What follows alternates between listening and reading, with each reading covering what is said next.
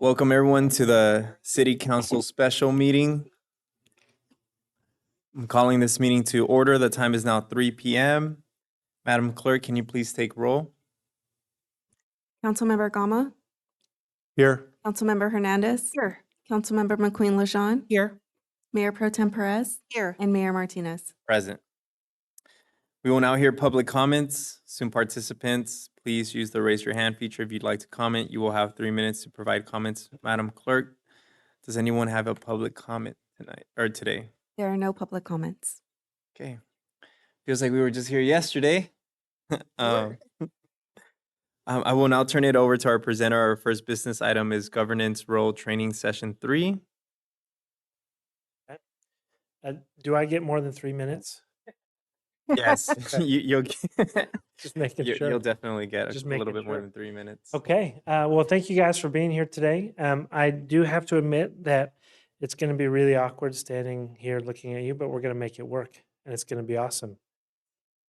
That's even worse. That's even worse, I think.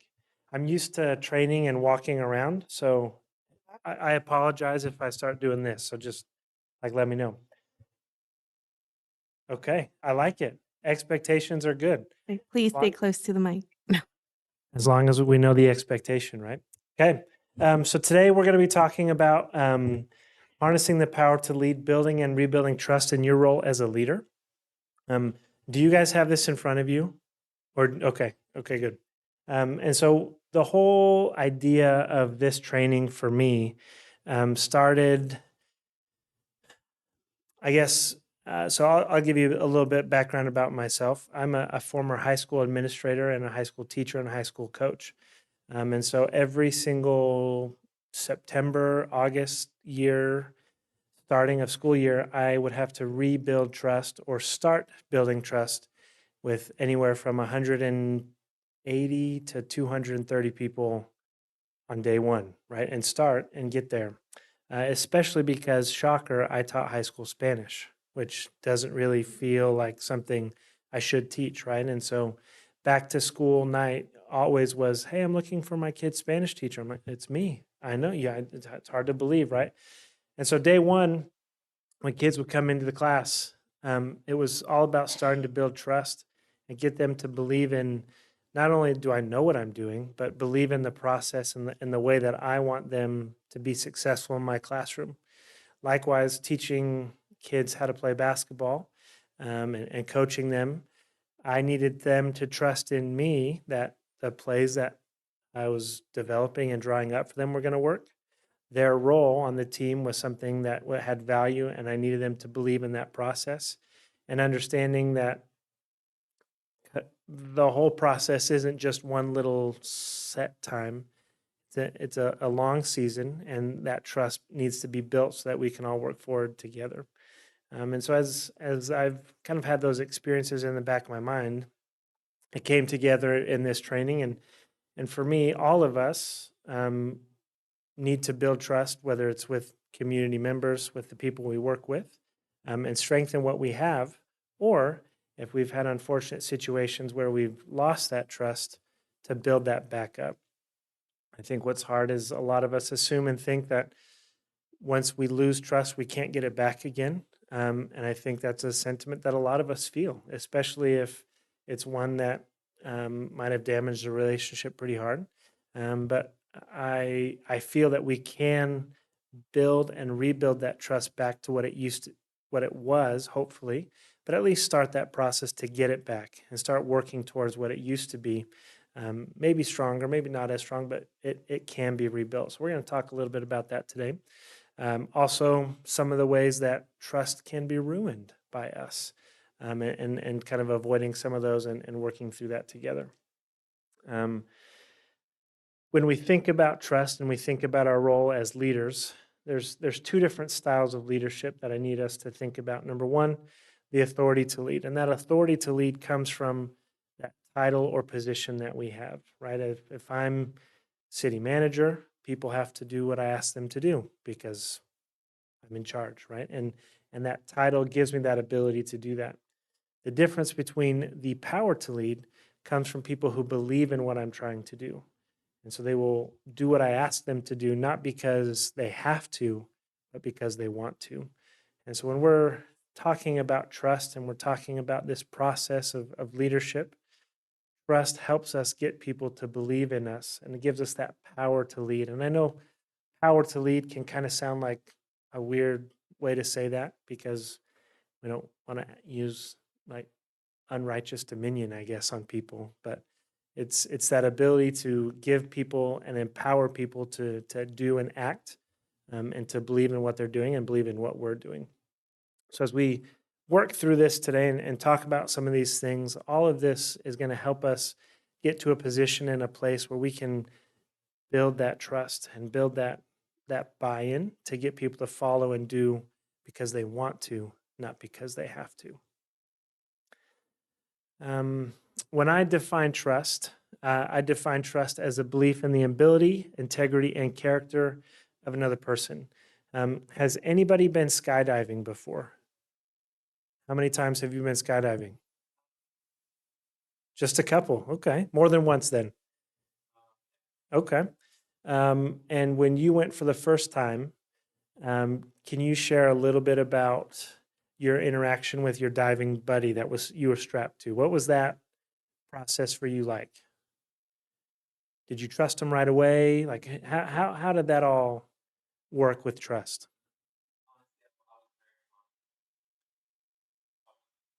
Okay. Definitely trusted the person that was there. If not, I would, I wouldn't go. Wouldn't jump out of a Yeah, I plane, would right? You wouldn't jump out of a plane, right? And if we think about this, right, let's all pretend that instead of listening to me for the next however long I'm going to be talking for, I'll keep that a secret, right? So you guys can't like watch the clock and wait with anticipation. But if we were going skydiving right now and you had a choice between instructors, you would probably not choose the instructor who said, "Today's my first day, and you're my first person that I'm jumping with," right? But you would be more likely to choose somebody who said, "Yeah, this is jump 5,000 for me. Like I'm in it. This is what I do every single day." You'll ask questions on his or her ability, like, "Talk to me about this. Tell me what this does. If the parachute collapses, what do we do?" Right? We're trying to figure out a little bit about his or her ability to keep us safe. That next one, the integrity that we feel, we'll ask different questions and see how he or she responds, what type of responses they get. Are they telling the truth? Are they not telling the truth? And then as we continue to ask questions, we'll get an idea if they care about us. They want us to have fun. They want us to be safe. And all three of those things go into helping us trust the person that we're going to jump out of a plane with, right? We probably have never met them before, but we're trusting them with our life at 10,000 feet or however high you jump out of a plane from, right? 18,000. 18,000. Okay, so 8,000 more feet. I don't even like seconds to be scared, but still scary, right? And so trust can be created very quickly. And I think for a lot of us, we think trust takes a long time to build, and it takes a long time for us to get to where I can trust you with my life. But as we've seen, skydiving is an incident where we need trust immediately, and it's something that we can build. And it's through our ability, our integrity, and our character that we can demonstrate that to others. And as we work through scenarios, situations with people, and we give them opportunities to see our abilities. We were just talking about a beach cleanup, right? And if we were in charge of a beach cleanup and we dropped the ball, we didn't bring the right supplies, we couldn't coordinate things appropriately, then our ability that we've demonstrated to others, we'd lose that immediately. Right? And then the next time that someone's looking for somebody to fill a task or fill a role and you raise your hand and volunteer, people are not going to be like, "Oh yeah, Laura, we want you," if it didn't go well, right? And so all of these things help build that trust, and over time it strengthens, but it's something that can happen quickly, and if done effectively, can be very beneficial to those that we work with. We all know a lot of the benefits of trust, but I've just highlighted a couple here that I want to touch on, excuse me. It improves our efficiency and it lowers our costs. And how does that work? If we can improve our efficiency, We improve efficiency because I trust the people I work with. If Misty, I'm just going by the name in front of you, so is that yes? If I trust Misty to get a job done, then I'm not going to waste my time continually following up with her and micromanaging her process. Right? I'm just going to let her get it done, which is going to allow me to get my work done, which will then improve our efficiency and lower our cost. We just trust other people to do our jobs, and we can move forward knowing that they're going to get their job done. But also, we know that since they trust us, we can move forward. We don't have to waste time looking for approval continually with the people that we're working with, because we know that they trust us in this process. Collectively, if we have a culture of trust and a culture where we understand that people will come when needed, but not all the time, then we can work more effectively together. I have 3 questions up here, and I want you guys to kind of talk with the person next to you. 1, 2, 3, 4, 5, 6, 7, 8. Good. And I want you to pick either 3 of these categories, individually, in teams, or at the office. And I want you to answer these 3 questions, and I'll give you a little bit of time, then we'll come back and share out. But what does trust look like in teams, or what does trust look like at the office? What are characteristics of trust? And then what is evidence of trust? So how do you know trust is there in one of these places? So 2.5 minutes or so, and then we'll come back and share. Okay. I don't think we have to have mics on, because then we'll share out. Get a lot.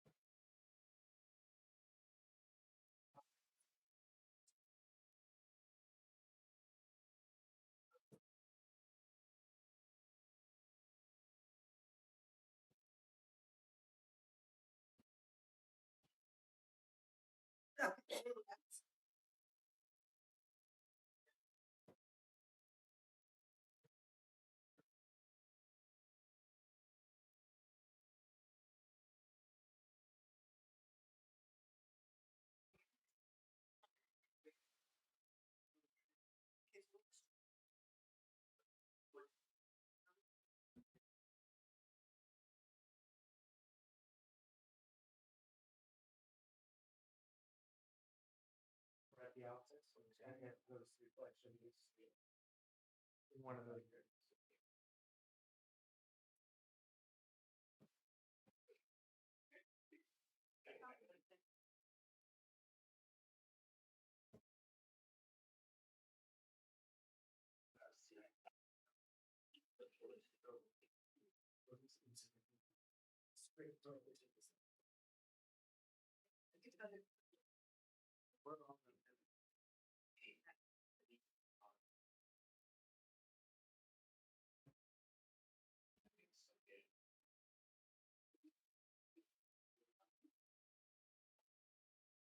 We're at least self-aware, right? This is good. This is good. Okay, another 30 seconds.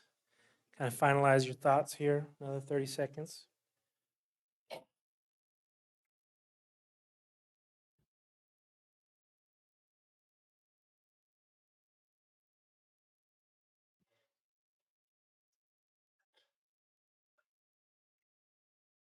think I'm all the way up. Yeah. So it's all good. We'll make it happen. I appreciate it. I need to shrink a little bit. Do some lunges. Okay. I hope we were able to have some good conversation with those we were sitting with. Does anyone want to share Did anybody talk about individually what trust looks like? You guys did. Do you want to kind of share what you guys were talking about? And you can go through all three questions if you want, or one, whatever you guys want to do. We actually picked the things that we touched on actually fit in for all group areas, Perfect. but the most important for us was communication, transparency, collaborative, and honesty.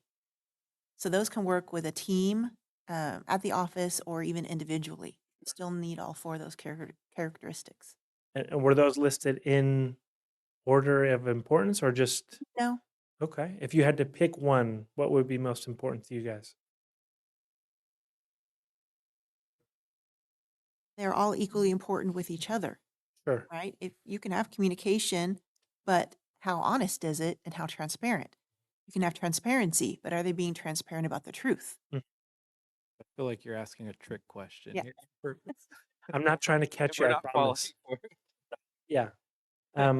I think it's interesting that communication did come up because I think in a lot of ways, communication is an easy way to ruin trust, whether it's withholding information or not sharing the right information or choosing who to share information with or who not to share information with demonstrates a lot of trust.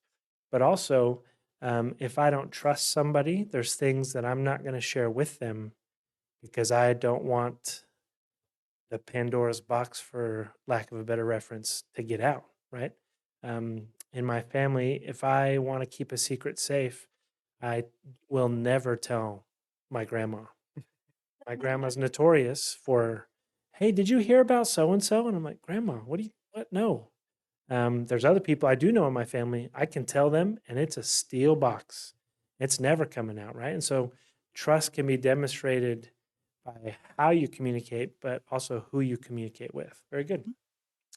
Did anybody else talk? Let's go to teams. Who talked about teams? And we can go back here as well, but who talked about teams? What does trust look like? What is evidence of trust in teams? Please.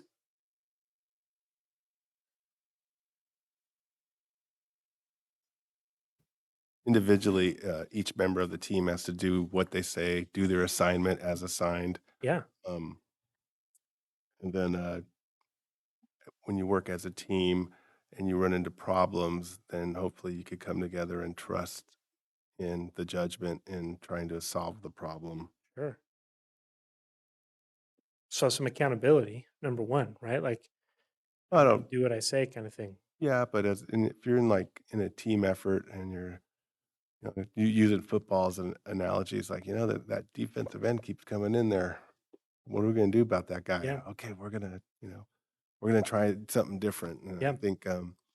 I think as a team, it's most important to monitor your results. The risk management Mhm. process. Yeah. Fifth step, and try to improve on it, and just be. And then that's where individually, it's like, look, you got to be on time, you got to be transparent, you got to just be realistic, and then we all have to figure out a new way of moving forward to keep Yeah. going in the direction that we want to go in. Very good. So what is the evidence of trust, or how, kind of summarizing what you just shared, how do you know there is trust on a team? Well, I think individually, like for me, and I don't know, some people may laugh, but be on time. If we're going to have a meeting and we're going to do something, be on time, and Yeah. then start from there. Sure. Um, in a team or at the office, and do what you're assigned to do, and then speak the bad and good truth. Okay. Share the good stuff, share the bad stuff. Yeah. Don't hide it, don't disguise it. Yeah. Just put it out there so that the five of us can make good decisions based on the good and the bad truth, whatever that may be. Yeah. Well, we just talked a little bit about communication, maybe withholding some things because maybe we're worried about how that reflects on us or what message we might be sending. I just read a book called Extreme Ownership, and in this book, um, the author talks about owning the entire process. I think frequently, not I think, I know it's very easy to own the process when we have been successful, right? Like, look at all the good that we did, and I'm going to talk about this. but it's hard for us to own the process if we've done poorly. Or it's easy for us to say it's Charles's fault or it's Johnny's fault. It's not my fault. It's somebody else's fault, and I deflect the blame. In a team setting, something that I've learned over the years is like, at the time, it sounded like a good idea, Mhm. and now we know differently, and Yeah. that breaks the ice. Sure. Just so oftentimes in a team or in the office, you got to break the ice, Mhm. and to me, that's always been a good way. Like, we at the time, it just looked like a really good idea, but Yeah. now we know differently. Yeah, very good. You like making an ad about cigarettes and trying to sell cigarettes. Like we thought it was okay at the time. We found out that causes cancer, and we're not going to do that anymore, right? And so, good example. Anybody else want to share anything about trust, building trust on teams? Please. Think on the personal side, characteristics of me being trustworthy Mm-hmm. is, I'm accountable. When I say something, I'm going to do that. Mm-hmm. I think on the other side is delegation. Okay. People to say, okay, I trust this person, therefore I will give this person something of responsibility. Sure. Yeah. And that's a slippery slope, delegation. Yes. Some people are super delegators, and they delegate everything, regardless of what it is, because they don't want to do it. Other people are master receivers of delegation, right? They get the job done, so they're the ones that always get loaded on with the extra tasks. And so, finding that balance between trusting and giving, but also understanding how much and when and what we're giving. Very good. Please. One of the things that I wanted to mention is trust, in my opinion, is not something that's seen statically. It has to be seen in motion. So I think it's an action. So it's really difficult to think of it like that. But trust is an action. It's something that's being done, and it's a confidence that people are gonna listen, communicate, and are gonna be honest with you. So individually, looking at it, it's like being confident in yourself Mm-hmm. and trusting in yourself. And so it's like the way that you carry yourself and believe about yourself. And then in teams, it would be about the same. You're now just being confident not just in yourself, but you're confident in your team. So it's being expanded to the whole group. Sure.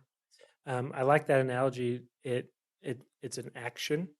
You can see when trust is apparent or trust is um, something that people have within a group. Likewise, you can see when trust doesn't exist. Right? There's islands or silos, and people are working independently and choosing not to interact with others because there is no trust. That bridge has been burned too many times, right? And so I like that. Very good. Anybody else? Please. Say weigh in real quickly and dovetail on what Mayor Martinez has shared. When you ask the question, what does trust look like? I look for behavior. Mm-hmm. And if I meet somebody for the first time, I read their body language and how they're standing or sitting or posing. Sure. And, if they're kind of like looking timid, and maybe I'm not going to have much confidence in them, or I'm going to treat them a little delicately.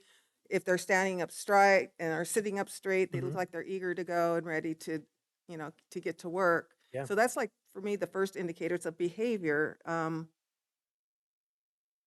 But over time, then that's the proof is in the pudding, right? Mm-hmm.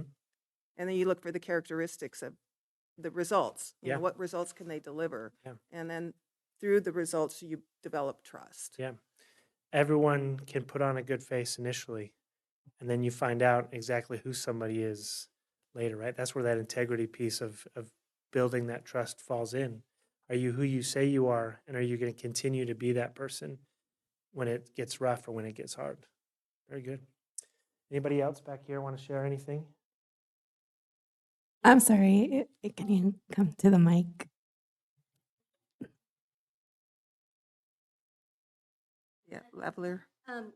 So we talked about teams and trust in our teams, and one of the things was when we trust our teams, we tend as leaders to not micromanage because we know they're going to get the work done, and we know they work well with each other, and it's pretty much not just what they say, but it's doing it and having the results at the end of the day. So and that falls on us as leaders to create a space of trust, but also to foster and help people develop stronger trust to work like that. Very good. Thank you. I have Okay. a question, Yes, please. and excuse me for No, no. delving into your personal life, but why did you walk away from education as an administrator?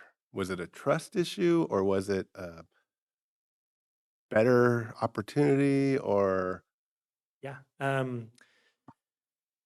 The reason why I got into education was to help grow kids and help them be better. So as a teacher and a coach, I felt like I could do that at a small scale with individual kids that I had in my classroom or on my team. As an administrator, I was able to do that at a larger scale because I was enacting change and processes that affected 2,500 kids at a time, not just 125 kids. So that was fun for me. But as my time in administration continued, I found myself more and more engaging with parents, students, and teachers who were acting inappropriately and exhibiting poor behavior.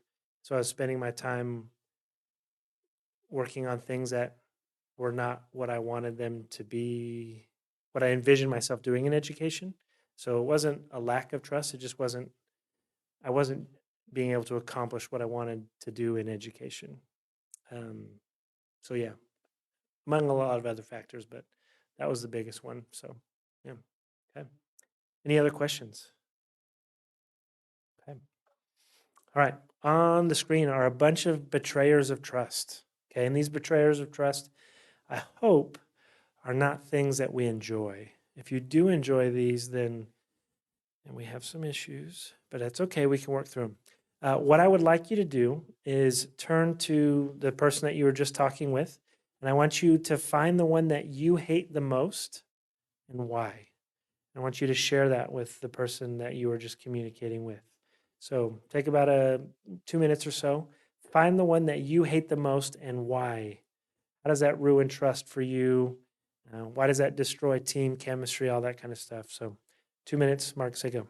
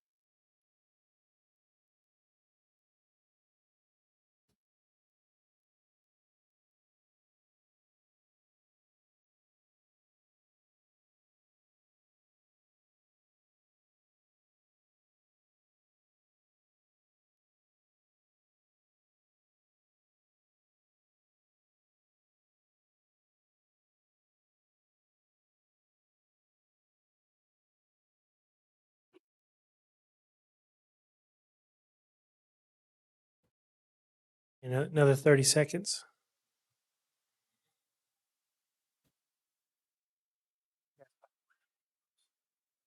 Was it okay?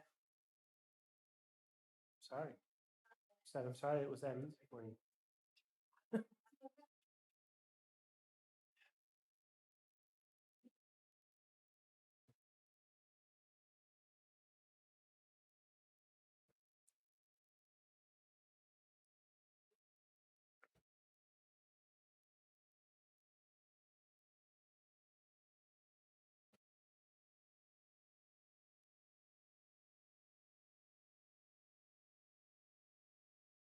Okay.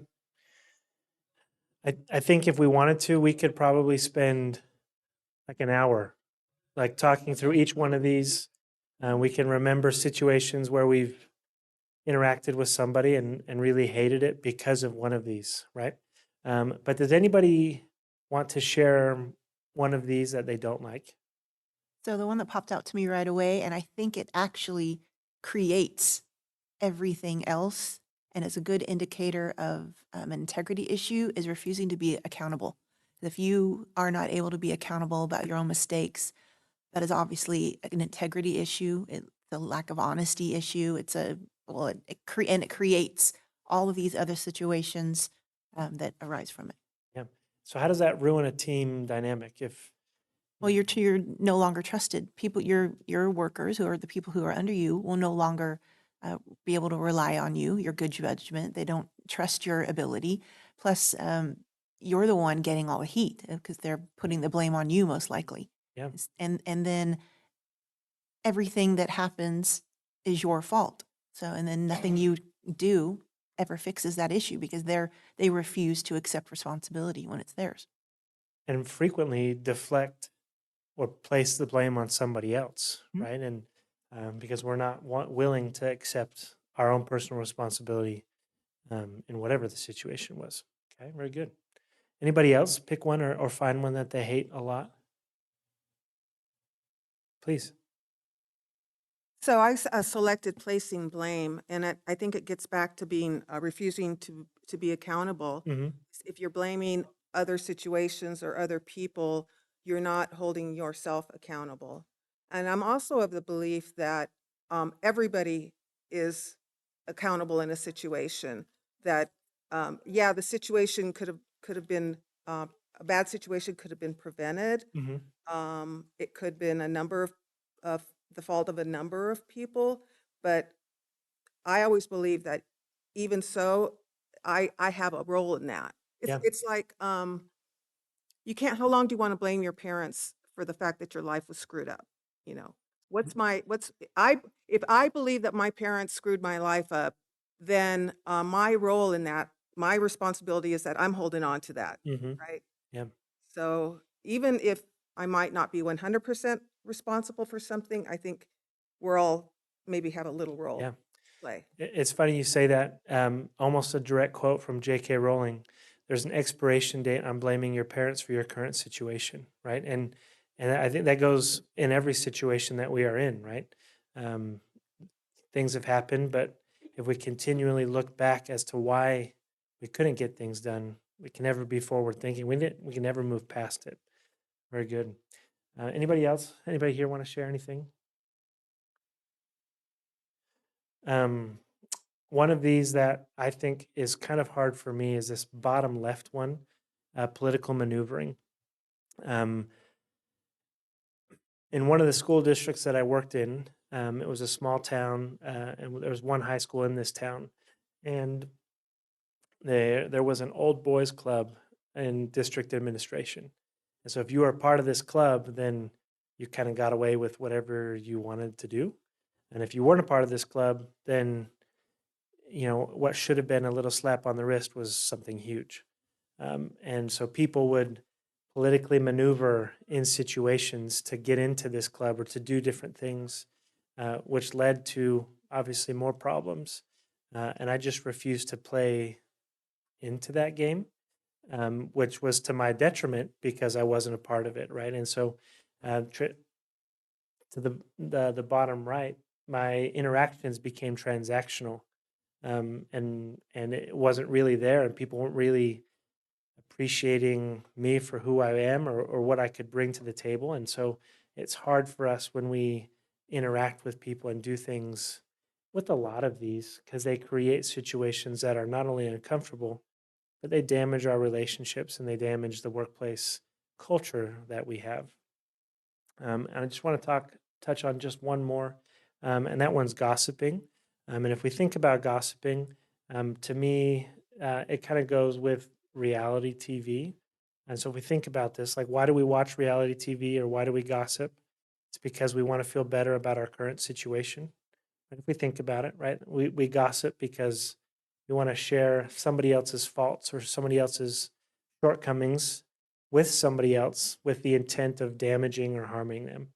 And there's a difference between that and venting, Venting is talking through a problem and trying to find a solution. Gossiping is trying to harm or damage somebody else. And so it's a fine line, but a lot of these things, if we just shift the narrative a little bit, can lead to some positive interactions with other people.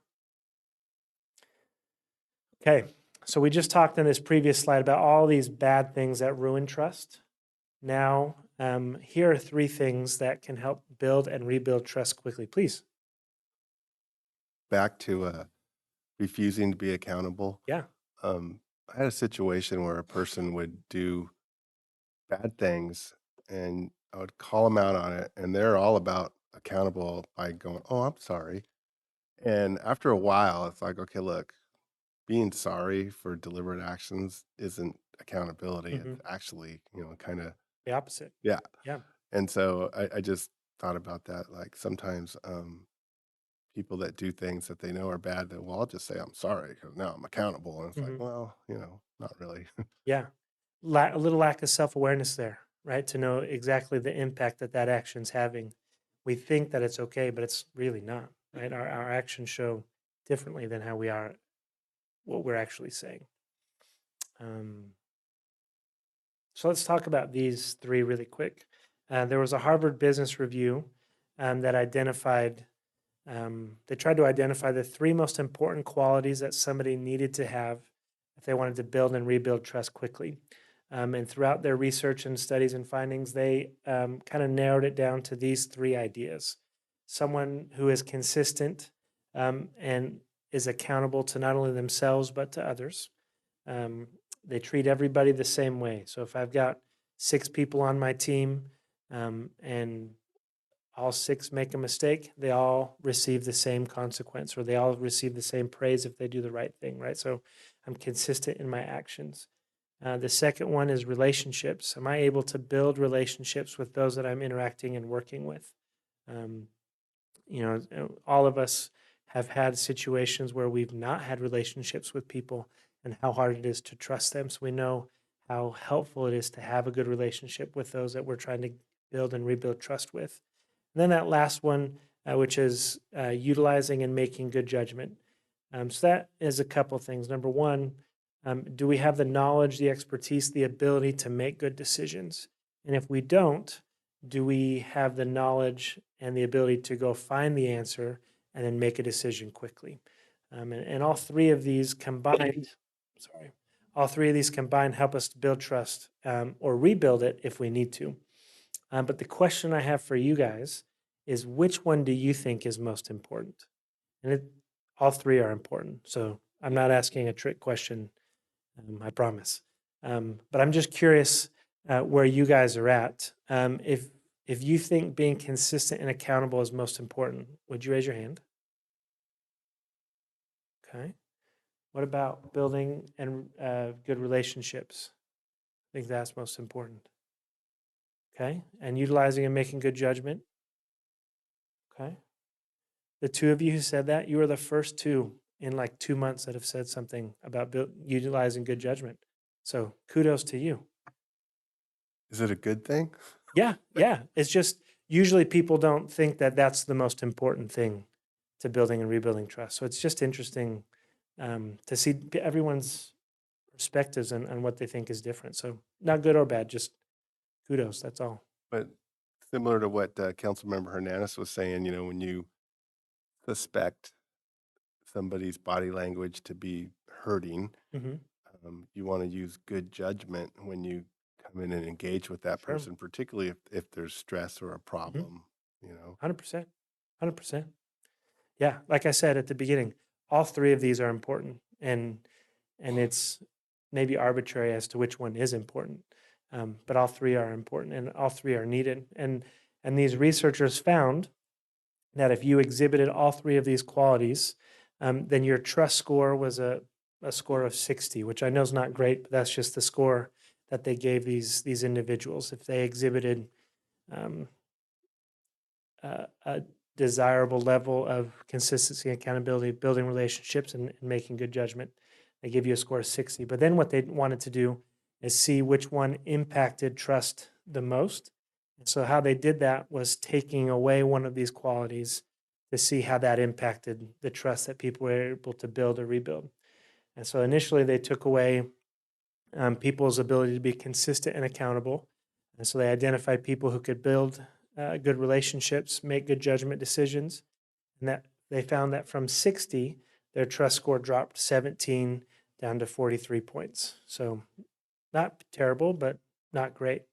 Then they took away someone's ability to make and build relationships with people, and found that their trust score dropped 33 points all the way down to 27. And they found that to be the biggest drop of any of them. Obviously, if you don't have any, it's terrible, but the most impactful one was someone's ability to build relationships with those around them. And I agree with this.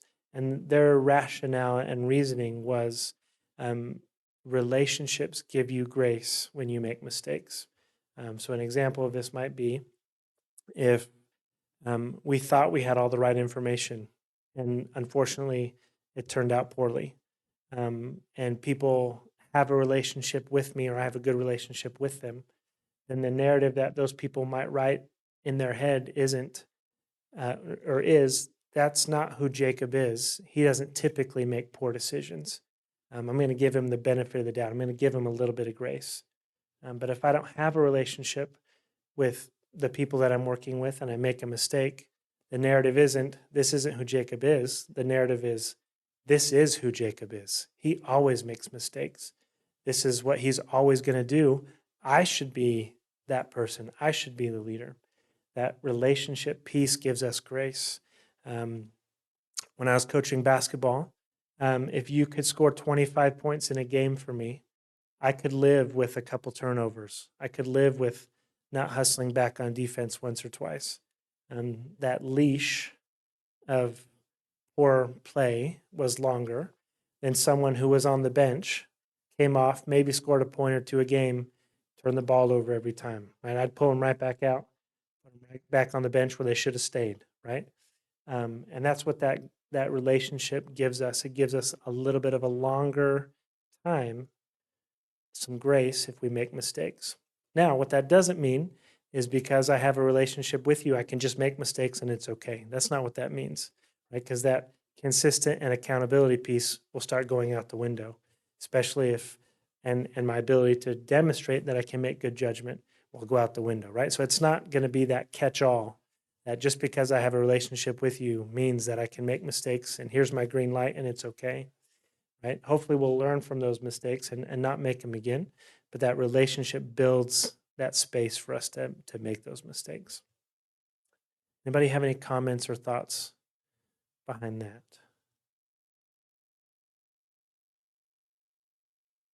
Okay, very good. All right, so here are some ways that I think we can build relationships quickly, some areas that we can focus on. Number one, being able to effectively communicate. We talked about this a little bit already. If we can effectively communicate, then we can talk through situations. We can work through things that might be hard, which leads us to be able to resolve conflict. If I don't trust people, I'm not going to trust that their intentions are good or that they're trying to help me be successful or they're trying to work through what it is that we're trying to work through. Helping people feel like they belong helps us build relationships. And we'll talk a little bit about the benefits of belonging and what that does for us and what that does for our organization. And then obviously integrity. We've talked about that a lot today, and we'll touch a little bit on that. But just some things about communication that I want to touch on. We were talking with a client earlier today, actually, about an issue that a couple members of their public works department were having with each other. One was saying one thing, another was saying something else, and it made me think of a quote that says the single biggest problem with, or the greatest illusion, about communication is that it has taken place. If we think communication has happened, but it really hasn't, it leads to a lot of problems. So if we want to make sure or ensure that communication does happen, for me, there are 4 components of that. Number one, that message needs to be sent. Right now, I'm sending a message to you guys, whether we're listening or not. I'm still sending it, right?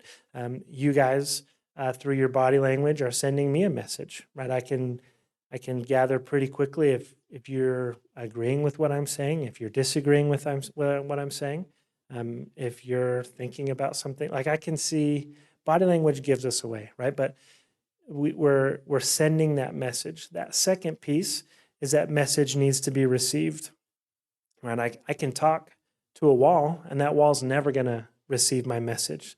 Sometimes I feel that way with my 8-year-old, right? I can talk to her and just she doesn't ever receive it.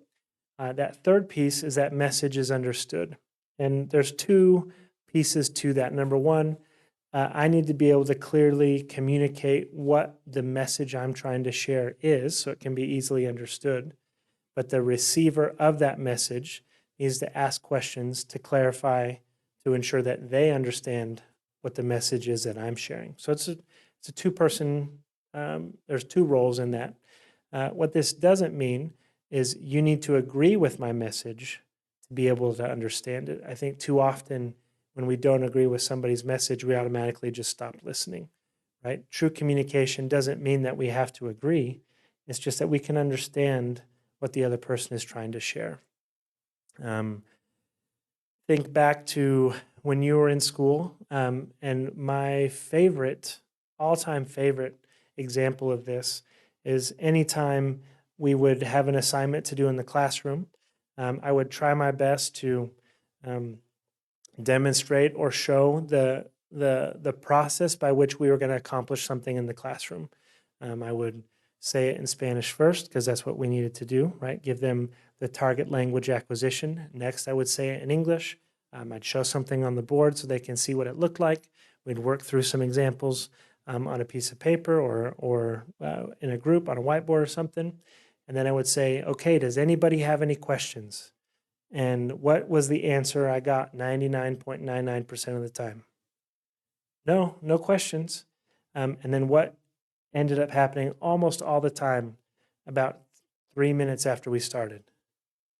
Mr. Houghton, I don't understand what we're doing, right? And so communication clearly did not effectively happen because they didn't understand what it was that I was expecting them to do, right? And so as we are trying to communicate, we work through those three things. That last one, the acknowledged piece, what this looks like is we've communicated, we've understood each other, and then we've had some kind of like, I get what I'm supposed to do, I understand what you're asking me to do, and we're on the same page and we can leave together. What this might look like, maybe I'm asking Councilman Gama to do something, and I send him an email. Hey, I need this proposal from you by 2:00 tomorrow. And I send him an email, and I never hear back from him. I go throughout the entire day wondering, did he get my email? Is he going to do this? So what am I going to do tomorrow morning about 9:00 if he was here in the office with me? I'm going to mosey over to his office. Hey, did you get my email yesterday? And he's going to say, yeah, I'm going to get it to you. Right? What would have helped avoid that situation was just some form of acknowledgement. Hey, I got it. I understand. I'll get it to you. Right? And so that last piece just helps ensure that communication has happened, to allow us to not assume that people understand or don't understand. On the right, I just want to highlight a couple statistics about nonverbal communication. 93% of our communication in situations can be nonverbal. And we've talked about this a little bit today on what people look like. 55% of that is our body language. So what we look like, what our appearance is. Like if I came in here in shorts and flip-flops and a t-shirt and was trying to talk to you guys about why trust is important, that message to you would be something completely different than the message I'm sending right now, even if it was the exact same information. And so it's not just how we look, but what we look like as we're presenting that information. And then that last percentage, 38% of that is our tone. Sometimes we can hide how we really feel with our body language. We can hide our disgruntledness or our inability to agree or work well, but our tone always gives us away. And there's a lot of tones that are frequently used in emotional situations tones like frustration, impatient tones, patronizing tones, angry tones. And those tones are hard to work with, number one, but they're also hard not to imitate, right? So if I am angry and I'm frustrated with Councilwoman Hernandez, it's going to be hard for her not to use those tones back at me because she's feeling attacked. She's feeling questioned, right? And so our ability to be self-aware of our tone helps us in situations when we're trying to communicate effectively. Any questions or comments on this, please? Yes. In terms of the percent, you were saying that the percent represents what it can be because all three of those numbers don't add up to 100. So Yeah, so 55 and 38 equals 93. say that again. 55 plus 38 equals 93, Oh, okay. So those two are part that broken are down nonverbal. from 93%. Okay. That explains it. Yeah. Thank you. No, thanks for bringing that up. I apologize for the miscommunication there. No, I see it now. I see the color too. I don't normally notice color, but that's just because Yes. I'm different. But Oh, that's Matt, good. Math teachers are good. My son is colorblind, so he definitely won't know the difference of the colors there. So I get it. Okay, Excuse me, sir. please. I was working with a project manager, and he would always say, "Now, are there any questions?" Nobody would, and then he goes, "Okay, if you had a question, what would it be?" And Mhm. inevitably, questions would start coming out, Yeah. and it was a really effective way. Like, okay, let's just break through this, like. Yeah. But if you had a question, what would it be? Yeah. And that just reframing it like that was really productive for the team. Yeah. Yeah. Oftentimes people are mm, wary or not wanting to be critical of situations because they don't want to damage relationships or they don't want to derail what good has been happening.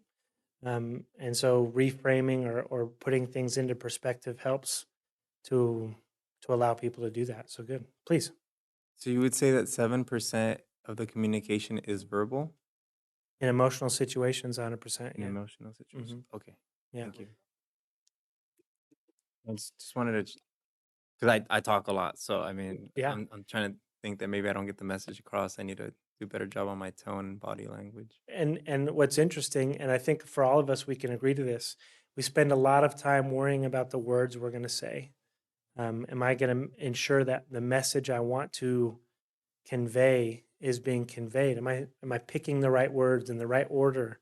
We don't always think about what we look like or how we're saying it, because that message can be received completely different in two different tones. I'm completely opposite. My entire communication conversation is on my face, Mhm. what's happening. And I'm terrible about it, but something I have to fix. Yeah, but and that's half the battle, right? Some people don't understand or realize how bad their tone is. I'll go home and I'll share some kind of frustration with my wife in a negative tone, and she'll say, "Did you say it in that tone?" And I'll say, "I guess, because I don't see a problem with this," right? And she'll be like, "Well, that was a terrible tone." So obviously they responded poorly, right? And so as I look back at the situation, I think about the tone that I used with her, and I'm not even like emotionally fired up in that moment. I'm just like sharing, right? So if I'm even remotely charged, then that tone is going to be completely different and that messaging is going to be received completely different, right? Think about when we first started using email. And what did the words look like when we first started using email? Do you guys remember? Maybe not abusive, but like on Instant Messenger, we used all capital letters. Yeah, but at the time we weren't yelling. We just was like, "This is the coolest thing ever!" Like, ah, yeah, yeah. And now, if you were to receive an all run-on paragraph in all caps, you think, "Oh, this person's yelling at me," when they might not be, but that's what that tone of that message is sending, right? And so that tone will give us away 99% of the time. So we just need to be aware of what tone we are using or what tone we frequently use with people.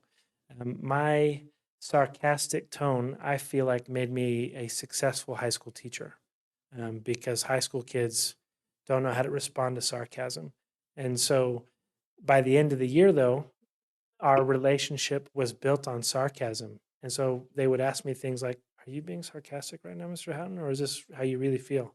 So I'd have to tone it back. And so if our usual tone is a negative tone, we might have to change and figure out what that looks like. Finding somebody who cares about us and wants us to be successful is the best way to get feedback on our tone. Right? Like if Mayor Martinez and I don't have a good relationship and I ask him, "Hey, how's my tone?" Right? He's not going to give me good advice. He's going to say, "Oh yeah, it's great." Right? As I'm self-sabotaging and ruining everything because my tone is terrible. Right? So finding people who care about us and want us to be successful is a good way to receive positive feedback on what our tone looks like. Okay, any other questions? Yes, ma'am.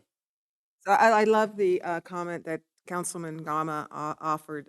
That's a little tidbit of that I'm going to take away from here. If I ever am in that situation where I say, "Are there any questions?" I used to teach, Mhm.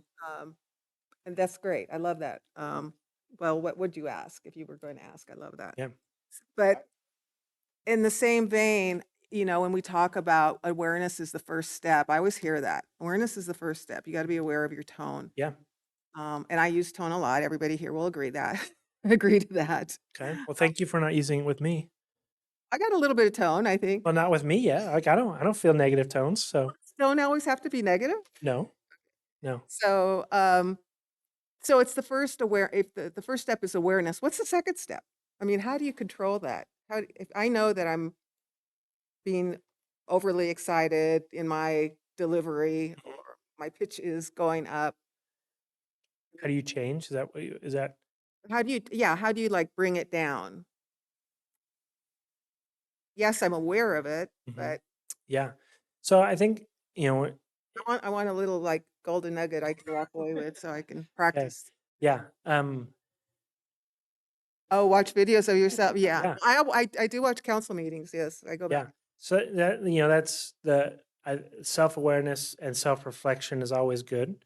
Receiving feedback, I think to me, kind of goes in that same vein. But if it's something that we're working on, then it's setting goals and trying to be proactive on changing, and then having people follow up with us, right? So if Councilman Gama knows well that what specific tones come out in certain situations with you, then you can tell them, "Hey, in this kind of situation, I want to make sure that my tone is like this and not like it typically is. Can you let me know what this looks like as we work through these situations?" That's exactly what I'm saying. That's exactly what I'm saying. Jacob said, "That's right. Walked way out of here and I'll never come back." So, but yeah, it's just trying to find somebody who can give you that feedback as you're trying to be intentional about it. I've always been like highly energetic from the Uh-huh. moment I get up at 4:30 in the morning, like just So you're cause, one of those weirdos, huh? yeah, cause chaos everywhere I go. And so like recently I realized with my boss, he's not a morning person. Sure. And so like I come in an hour early so that I could just play music loud and calm down a little bit because I'm Yeah. all excited, you know? Yeah. But it really was a problem for me because I didn't know how to use my energy appropriately. Directed appropriately. Yeah. Right. Mhm. And sometimes, being excited in the morning would, Destroy everything. yeah. right. Yeah. So, anyways, awareness, yes, and so I do go through this process to try and lower my energy level for my first interaction with my boss in the Mhm. morning. That's And awesome. it seems to work. Good. Ma'am. You ended with be intentional. Mhm. And so I'd never heard anyone ask that question, Council Member Hernandez, is well, once you're aware, then what's next? And I think, like you said, it's really having the intention of wanting to be different. Mhm. And then if you have that intention, that awareness and the attention helps you to fix whatever it might be. But if it's just awareness, then as growing up, I'm the youngest of my family, and people tell me you're just like your father, and I'm like, well, thank you.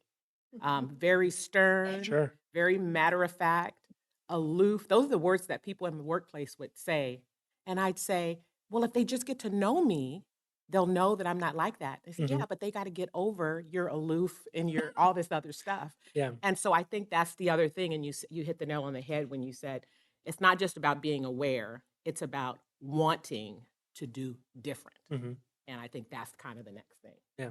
I always put it in the context of the risk management process, and like in the first step of the risk management process is identify it. Mhm. Awareness, kind of the same thing. But then the second step, develop alternatives to deal with it, and then make a selection to go with one of the three alternatives, and then implement it, and then monitor your results. And so, a lot of times when you go into a meeting or a situation, every one of us is different.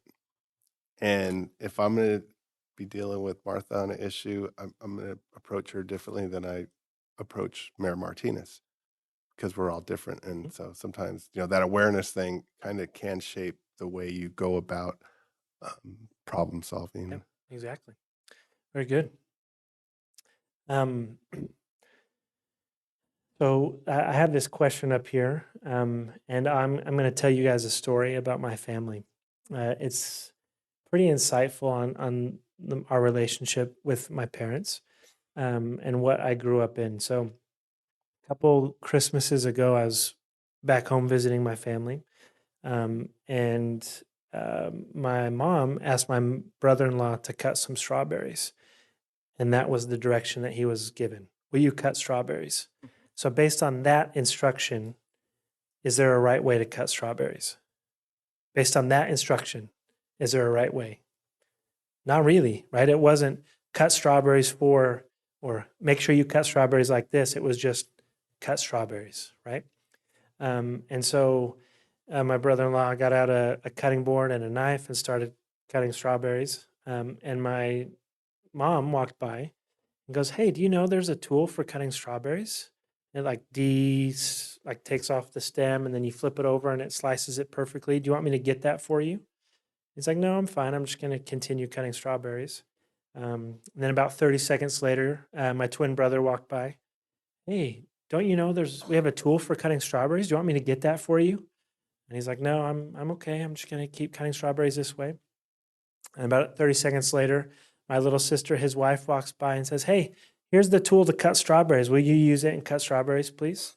And so in a matter of 2 minutes, 3 different people came up to him and asked him about his way of cutting strawberries. And even though they didn't ask him this or tell him this, what were they telling him with those questions? You're doing it wrong, right? You're doing it wrong. They put on this crown of the paradigm universe, right? Paradigm is our way of viewing the world, right? And if I put this crown on and I act like the king or the queen, then I'm telling everybody else their way of doing things, their point of view is wrong. And that creates problems, obviously, right? If I continually interact with people and my way of interacting with them is telling them that they're wrong because it's not aligned with the way that I want to do things. Having a different paradigm from those that we work with every single day is tremendously rewarding, right? If we think about everybody acting and feeling the same way, when we have a problem or a solution that we need to come to a consensus on, if we all felt the same way, what would that look like? I think we should do this. Yes, yes, yes, yes, yes, yes, yes. Right? And there would be no adaptation or change to what that process needs to be. But if we see and feel and interact and want to do things differently, we're going to challenge, we're going to adapt, and we're going to make it better. And the output is going to be so much better than what it initially came out of, because we feel and we see things differently. But if we interact and consistently tell people that they're doing things wrong because it's not aligned with our way of doing things, then it doesn't help us create relationships and actually ruins the relationships, that we have. Does that resonate? Does that make sense to us? Do we know people who act this way? Do we like working with people that act this way? Oh, I'm I'm glad your mic was off.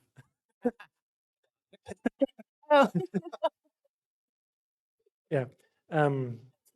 People who live like this frequently use statements like, "Everyone knows the best way to," "There's only one right way to do this," don't you think you're making too much of this? That's not what he or she meant. You're taking this the wrong way, right? All of those statements are saying your way of doing things or your way of thinking things were is wrong because it's not my way of doing things, right? And we all know why that is a problem and why that creates problems and why it makes it hard for us to build relationships. We just went over those. Getting ahead of myself. Another facet of effective communication is being able to effectively listen and being an active listener. If we want to be an active listener, there are 5 things that I think we need to pay attention to for us to be successful. Number 1, removing distractions.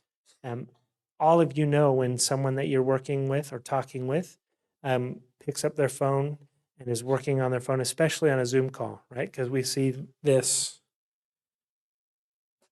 and we think they're frozen, right? And so we know that they're not engaged with what we're sharing.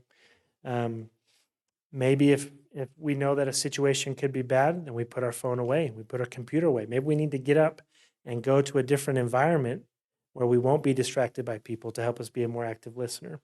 And we need to be attentive and patient, right? If someone's sharing something with us, they might not be able to say it quickly or the right way. And we need to give them some time and grace to work through it, ask some questions, probe a little bit, make sure that we're understanding what it is that they're trying to share.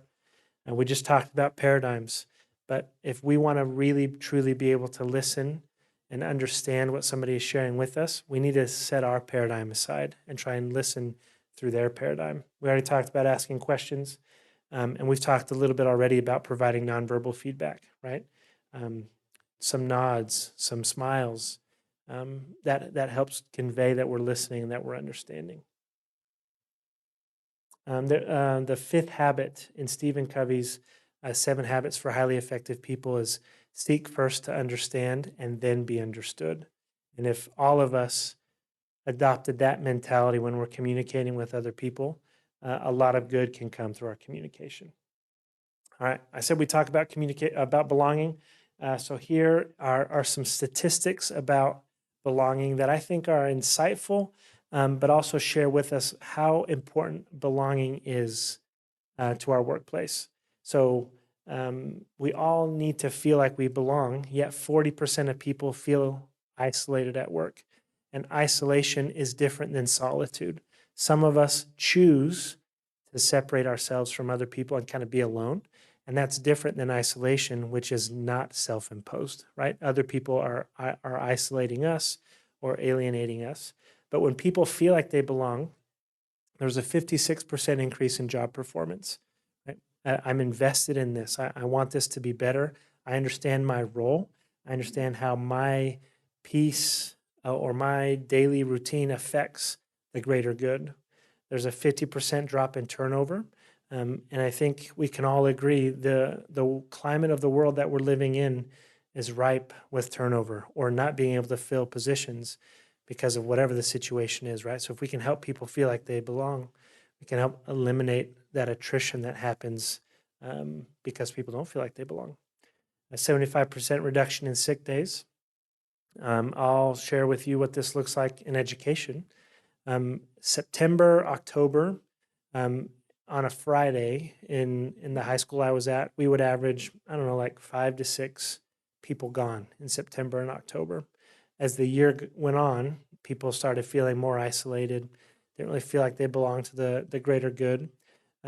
We would go maybe the last couple weeks in May into June, and we would average like 50 subs that we would need every single day on Fridays, right? And so obviously you know how terrible that is, right? But if people don't feel like they belong and they're not feeling great, when that alarm goes off Friday morning, it's really easy to say, not today, and go back to sleep. Or I guess I'm a little sick, I'm going to stay home today, right? But if we feel like we belong, we might power through, we might push through those days that we don't really feel like it, and we might come in. And then that last one, an increase in employer promoter score. What that means is if people feel like they belong here at the city of Port Hueneme, then when they go out and they interact with people from different agencies, they're going to say, yeah, you should come work here because it's awesome.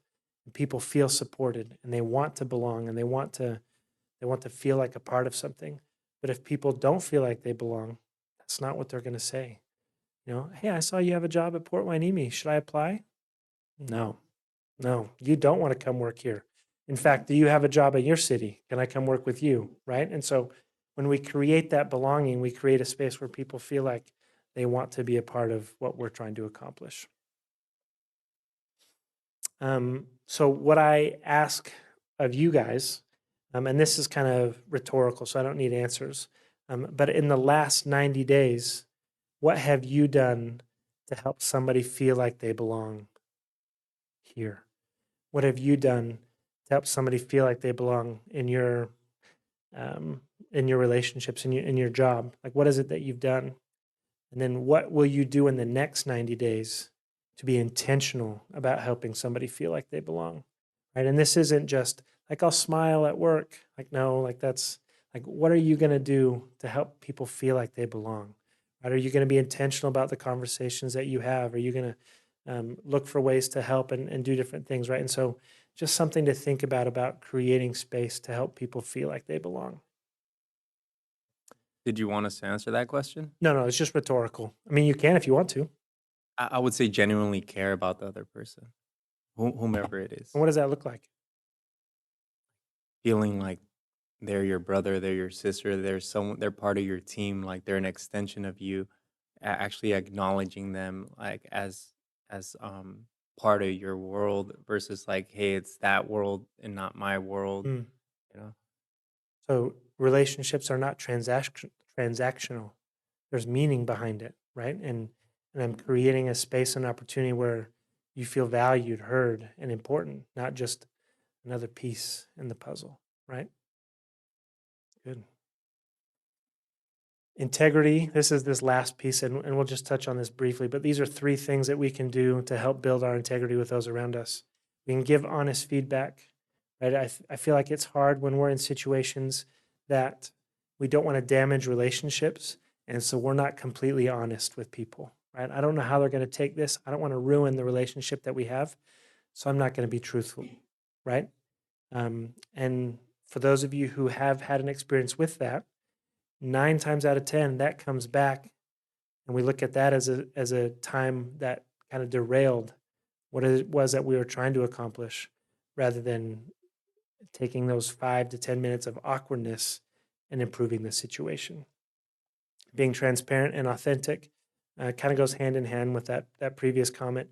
And then benevolence, or just being kind, right? Being kind to those around us, helping them feel like they're valued and important, goes a long way. And that piece of being genuine, right? Everyone can tell when you're just being kind to check the box. But if we're being kind and genuinely kind, then it helps people feel like that they belong. Okay. Do we need to take a break at all? Are we feeling good? Yeah. Yeah, for sure. We'll wait for you, for sure. I'm looking at coffee. So where do you get this is this obviously it's not a PowerPoint, but is this like a template that you're using for this production, or It's created on a website called Canva. what's it called? Canva. Canva? Yeah, it's I a really free. like it. It really Yeah. really forces you to minimize your words. Yes. Yeah. Well, What's it called again? Canva, Canva. like canvas, but without the S. CANVA.com. I do a lot of trainings.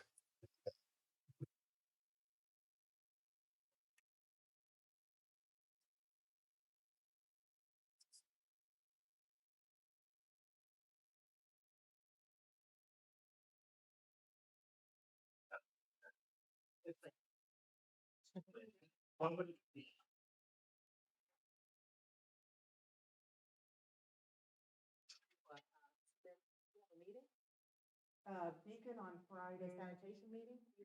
No, I don't know why that's on my calendar. Because they're normally input and cancel. Oh, okay. That's Friday before. We had the last.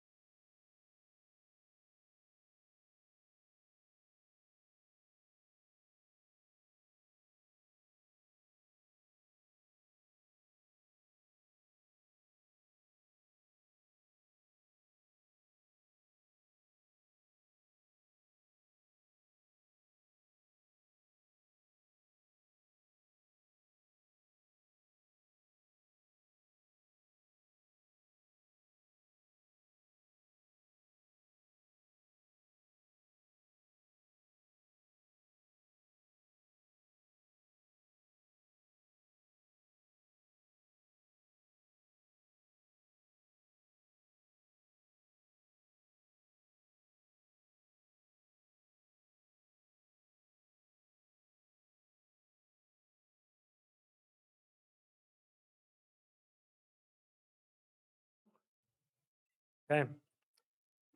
All right. So when we're talking about good judgment, for me, there are four kind of different areas that we can identify that help us develop, or I can identify that or show that we can utilize and make good judgment decisions. On the left, we have people seek our opinion. What that means is if we make good decisions, people want to know what we would do in certain situations because that helps them make better decisions for themselves, right? Think about a mentor or somebody that you would go to frequently when you first started in your role. Right? Who is someone you would go to? You knew that they would give you the right answer, or if it wasn't the right answer, it would stimulate something that would help you make the right decision. We can demonstrate our good judgment through our knowledge and expertise. If I have adequate knowledge and expertise, I can usually make good decisions. Right? I have time that I've spent doing something, or I have the training that has given me the ability to make these good decisions. And that kind of goes with that bottom right one and that next one. I can anticipate and respond to situations quickly. So even if I don't have the right answer, I can anticipate something and I can respond quickly. And then I have the ability to just do the right things, and people can see that I can do the right things, and that demonstrates my ability to make good decisions. It's very easy for us to recognize when someone doesn't have good judgment because they frequently make poor decisions, or they frequently make the wrong choice. They give the task to the wrong person because they don't know the people that they're working with well. Right? If my strength is not interacting with people, and my boss continually gives me tasks and jobs that require me to interact with people, I'm not going to perform well, and I'm not going to enjoy working with that boss because they're giving me opportunities to be unsuccessful. The flip side of that is maybe they're giving me those to grow and to change, but without the proper scaffolding and support, it's going to be hard for me to do that. Here are some questions that you can kind of answer for yourself. You don't need to answer these out loud, but these are questions that you can ask yourself about your ability or inability to make or utilize good judgment. Okay, so this first question, do you agree or disagree? My decisions reflect the goals of my team, department, agency, council, city, etc. Right? If your decisions reflect that, that's good. If they don't reflect that, then it's going to be hard for you to make good decisions that reflect the good for the agency or group that you're a part of. This next one, do you agree or disagree? I articulate why I make certain decisions and actions regularly. This isn't because people need you to. Oftentimes, when we make decisions, people want to know why. So can you share why you made certain decisions? Can you, I don't want to say justify, but can you demonstrate why you chose the decision that you chose? And that helps other people understand where you're coming from. I make informed decisions accurately and in a timely manner. Those are, I think, two pieces. I can make decisions quickly, right? That's part of it. But if I take too long to make a decision because I'm so worried about finding the wrong answer or making the wrong decision, that's going to work against me. I know where to go to find information. I need to do my job. So if I don't have the skills or the repertoire or the ability to do that, do I have someone that I can go to? Are there resources that at my disposal that I can find these answers and then make this decision quickly? When someone questions me, I second guess my decision. And we all do this, right? But is this something that we do frequently? Or do we have conviction in the decisions that we make? I am swayed easily, right? And so if you're trying to make a decision, can people come and change your mind easily? Or can you make a decision and stick to it because you know it's the right decision? And then last, I review my decisions, actions, and their effects regularly, right? So do I look back on the decision that I make? We talked earlier about at the time we had all the right information, and now we know it's not, right? But do I reflect back on that? Is there something I could have done differently to get the right information or to change the trajectory of the decision or the project that I'm working on? And all of these kind of go in and help us do this. So if we're saying agree to most of these, granted, we have to take it with a grain of salt because it's our own self-diagnosis, right? And oftentimes we're not as hard on ourselves as others might be or as we should be. But if we're saying yes to most of these, it's probably a good indicator that we have good judgment. If we're saying no to most of these or to some of these, This is identifying some areas or some ways that we can improve, or some areas that we can focus on to improve our good judgment. Being consistent and accountable, this is that last piece. Do we walk the walk, right? So if I'm asking people to do something, am I willing to do it myself? We all know those people who say, don't do as I say and don't do as I do, but I want you to do it because I need you to do it, but I'm not going to do that, right? It's really hard to follow somebody that's doing that. Honor commitments and keep promises. If we had a team of 20 people that we were working with, and we treated 16 people differently than 4, right? So 4 people kind of got to do whatever they wanted, got away with not being held accountable, didn't get reprimanded for making mistakes, whatever it was. And 16 people did. What's going to start happening to those 16 people? Are they going to continue to do what they are supposed to be doing? Frequently, no. They're going to stop doing what they're supposed to be doing. It's going to reduce the morale of the group, and it's going to increase the amount of people who aren't falling in line, and it's going to ruin the culture that we have. There's a statement that a head coach that I used to work with used frequently, and it was, that which you ignore, you allow. And so if we see behavior happening, and we don't say anything, essentially what we're saying is, I'm okay with it happening, even if we're not. But if we see something and don't do anything about it, we're allowing that behavior to happen. And so when we're helping people be consistent and accountable, if we see something, we act, we do, we try and change that behavior. And then last, we're willing to go above and beyond, right? We're not just here for the what's expected of me and nothing more, but we're willing to do more and help other people be accountable to that as well. Okay. Here's a question for us that I want us to talk with the person next to you. And in these areas, can I build trust quickly at work? If so, how can I build trust quickly at work? And I don't want you to say no, because the answer is yes. Okay, you can build trust quickly at work. So how can we build trust quickly at work in these 3 areas? Okay, I'm going to give you guys a minute and a half. Marcus, go.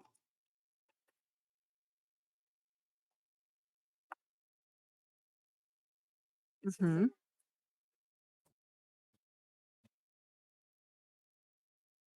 I agree.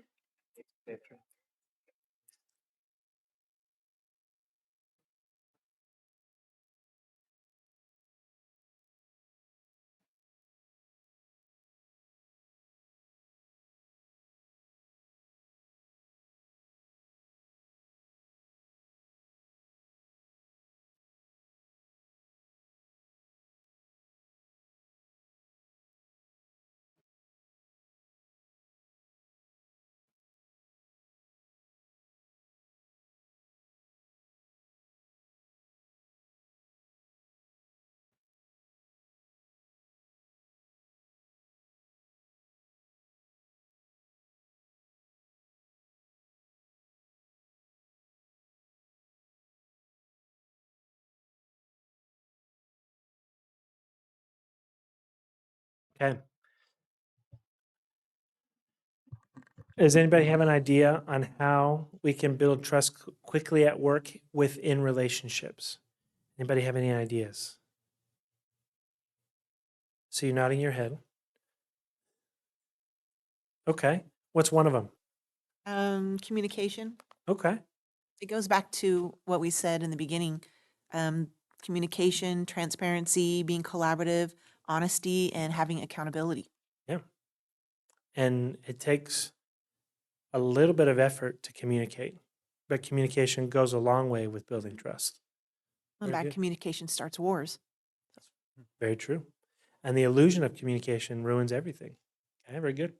Any other thoughts on building trust within relationships quickly? Please. Let's go to the idea of meeting somebody for the first time, whether it's a workplace or a club or something, is communicating, as Mayor Pro Tem mentioned, but getting to know them, letting them know that you're interested in learning about them, asking questions about what they like, what their interests are, and finding some commonality. Being genuine and being a kind person. Yeah, very good. Any other thoughts? I can repeat if you don't want to come up to the mic. Okay. What about making and utilizing good judgment? Are there ways we can do that to help us build trust quickly at work?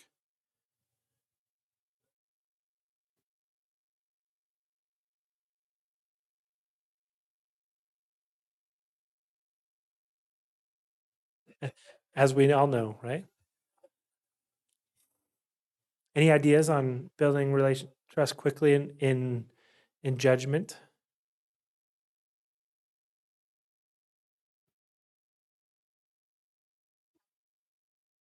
Okay. Yeah.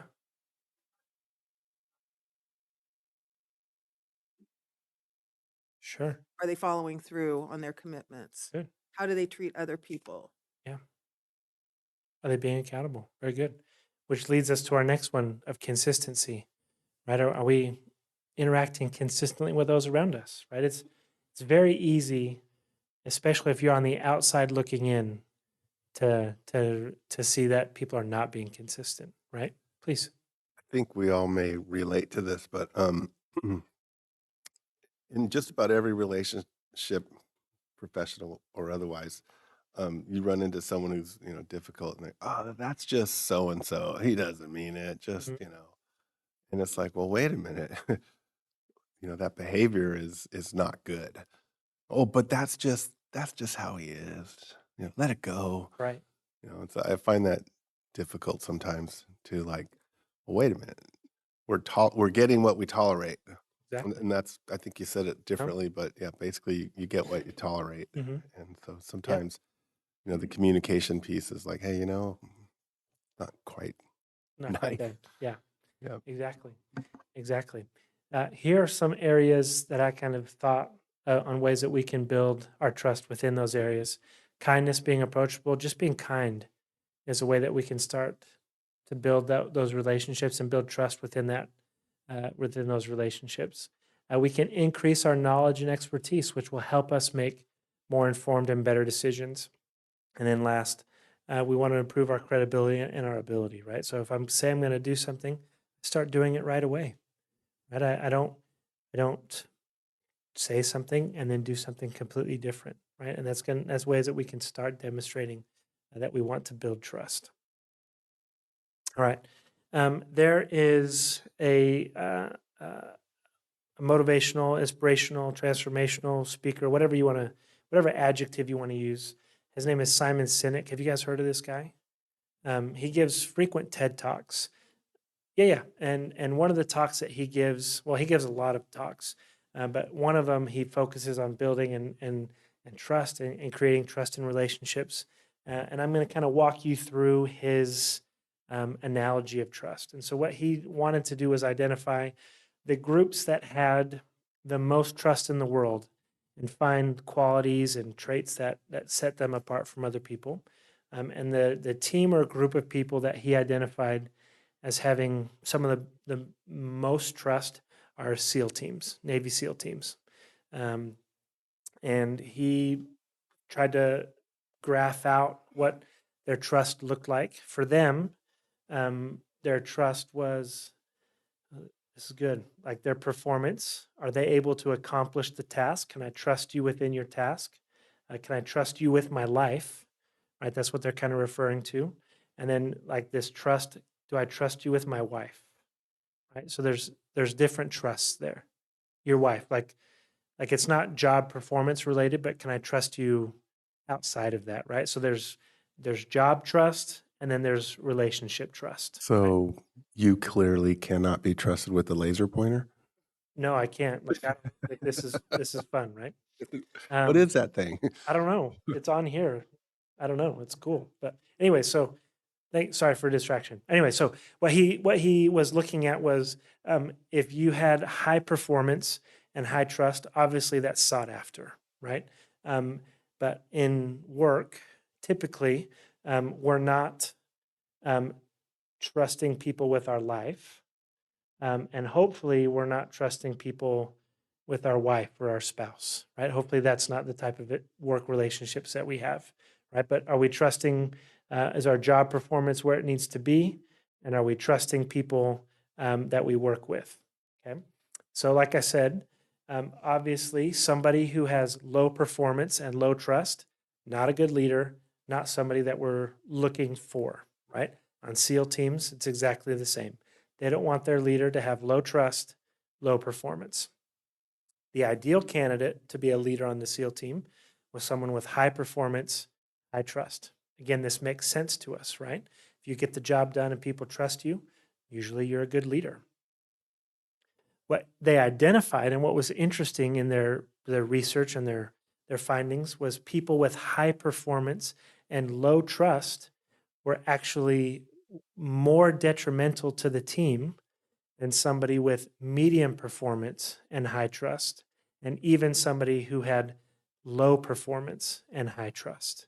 The SEAL teams preferred leaders, if they couldn't be this one, they preferred medium performance but high trust, or low performance but high trust over somebody with high performance and low trust. Why? There's a lot of reasons, right? But if we're taking this to the workplace, right? Somebody with high performance and low trust, this is the jerk of the office. They get things done, but they don't really care how they get things done, right? Yeah. And they just kind of bulldoze through situations, bulldoze through people.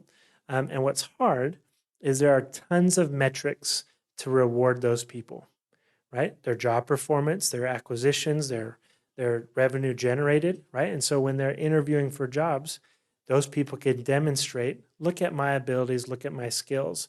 Obviously, I make a good leader, and those people get promoted.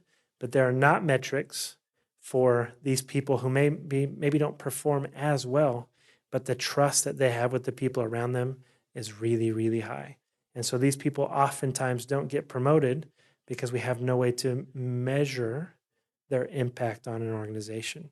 So when we're thinking about the people that we're working with, the people that we're celebrating, are we finding ways to celebrate these people over here who have high trust? Maybe their performance isn't as high, right? But are we finding ways to identify these people and get them to lead and get them to be the ones who help change what it is that we want to change within our organization, because they're going to get people to believe and to buy in. Think about a time that you've had to affect change within your organization at some point. If you can get people on your side who people believe in, it's going to be a lot easier to get the people who don't believe in you to believe in what you're trying to accomplish. It's that same concept, right?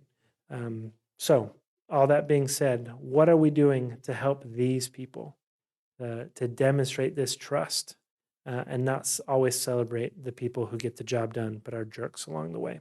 Just some thought, some time to reflect and think about what it is that we're doing within our organization. In an interest of time and kind of how I'm feeling the vibe, we're going to skip this activity. Are you guys okay with that? Yeah, good. So how do I know if the people that I'm working with trust me? Here are some questions that you can ask yourself and kind of read through those to see if the people around you trust you, right? If colleagues come to you and share their opinions with you, do coworkers come to you in situations of crisis of need, and you can read the rest. But if you're answering yes to these questions, and I know this isn't perfect, but if you're answering yes to these, it's a pretty good indicator that the people around you trust you. That doesn't mean like this, let's see, where are we at? That do people confide in you? They're not going to be telling you their life stories, right? But if I'm struggling or I need help and I trust you, I'm going to go to you and I'm going to let you know about it. But if I don't trust you, I'm not going to. Just as important as it is for us to have the trust of those that we're working with, is we need to demonstrate that we trust the people that we're working in. So if we flip these questions around, it's a good indicator to demonstrate if we trust the people that we're working with. So we'll change the questions up just a little bit. Do I share my opinions with my colleagues? Do I go to my coworkers in situations of crisis or need? And if you can say yes to these questions, then it's a pretty good indicator that you trust the people that you're working with. But if you don't answer yes to these questions, then it's probably a good indicator that you don't trust the people that you're working with. So is that Is that a you thing? Is that something that needs to change with them? I don't know the answer to that question. Maybe you don't know the answer to that question, but it's something to think about, right? Just as important as it is to have trust, we need to give that trust back to those that we work with as well. The hard part is we don't always understand the impact that we're having on other people. Our self-awareness might not be what it needs to be for us to be successful. So we're going to do a fun little experiment with self-awareness right now, okay? I have 5 different sets of words, and you are going to rate yourself on this spectrum. And then what's going to happen is you're going to turn to someone next to you, and we're going to go through the same words, and then they're going to rate you on these same 5 words. Okay? Does this make sense? So what's going to happen is this is just pretend, this is just the example, but if the words are reserved and talkative, then somewhere along this spectrum you find yourself, from a 1 being super reserved to a 10 being super talkative. So if this is the first one, then you'd give yourself a 1 through 10 to represent your talkingness. Does that make sense? Okay. So maybe you're on the quieter side, but you still chat with coworkers during lunch, so you give yourself a 4. Okay. So there's 5 of these, and I want you to write these down either on a piece of paper, in your phone, in your notes app, whatever. But you need to be able to have these so you can reference them when we finish. Okay.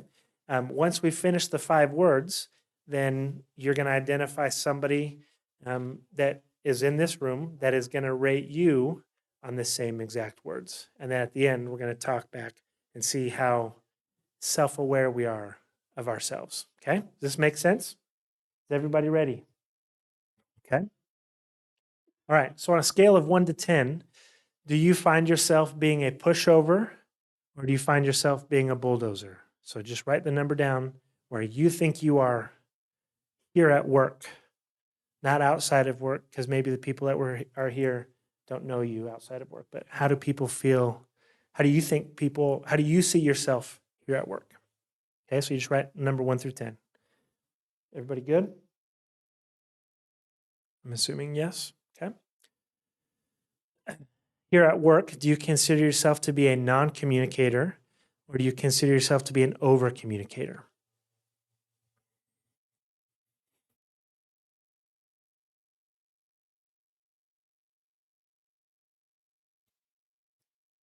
Do you consider yourself to be insecure here at work, or do you consider yourself to be arrogant here at work? And I know this is rough and it's not perfect, so I apologize, but we'll have some fun with it. Okay. Number 4, do you consider yourself to be a trusting person, or do you consider yourself to be a skeptical person?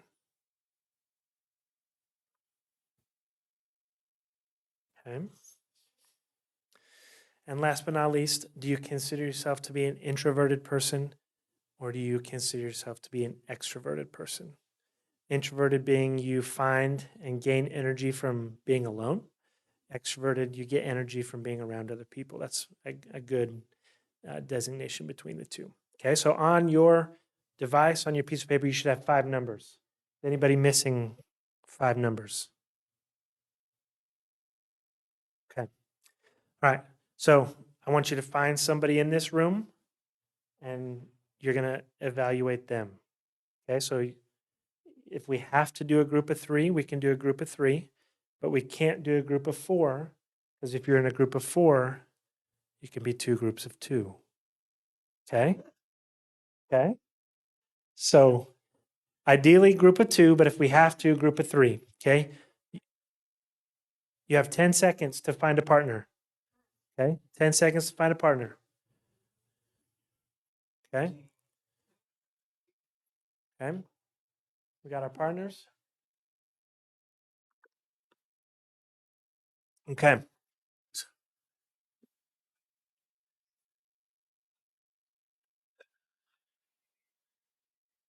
Yeah, you guys can be a group of 3. That's fine. Okay, so if you're a group of 3, then like person A will rate person B rate person C rate person A. Okay? All right. Couple thoughts. As we're going through this, what I don't want you to do is I don't want you to turn to your partner and I don't want you to be like, now, if you really knew who I was, this is what you put for me, right? That's not what this is. Okay. This is just, we're going to go through the same words again. Okay. And we don't need to justify or talk. We're just thinking of the person we're evaluating and we're giving them a number. I will give you time at the end to share and talk through why you gave what you gave. Okay. But we don't need to talk while we're doing this. Okay. So do we all know who's evaluating who? Yep, at the same time.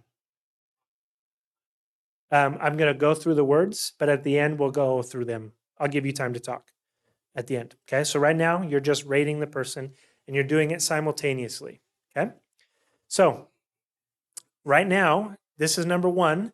Do you consider the person you're evaluating to be a pushover, or do you consider them to be a bulldozer here at work? Yes, 100%. I recommend you doing this for your bosses. Okay. Okay. So do you consider them to be a pushover, a bulldozer, or somewhere in between? Now, I'm going to follow up your comment really quick. Okay. Oftentimes, in situations where we have a good relationship with a person, we are not always truthful, okay? Because we don't want to hurt their feelings. We don't want to jeopardize something, okay? We are all adults in this room, and we can handle it. Yes? Okay? The second piece is we're not going to get caught in our feelings if someone rates us differently than we rate ourselves. Okay, we're just going to take this as a learning opportunity. Sound good? Okay, so this is number one, pushover or bulldozer. Are we good to move on to number two? Okay. Number two, do you consider your partner to be a non-communicator or an over-communicator? Or somewhere in between? Okay, or somewhere in between. Okay. Right, this is the fun one. Do you consider your partner to be insecure at work, or do you consider them to be arrogant at work? Don't get caught in your feelings on this one. This is the one that always trips people up. No, it's arrogant, not confident. It's arrogant. Okay. Okay. This is number three. Number four, excuse me. This is number four. Do you consider them to be a trusting person, or do you consider them to be a skeptical person? Okay. And then last but not least, do you consider them to be an introvert, or do you consider them to be an extrovert?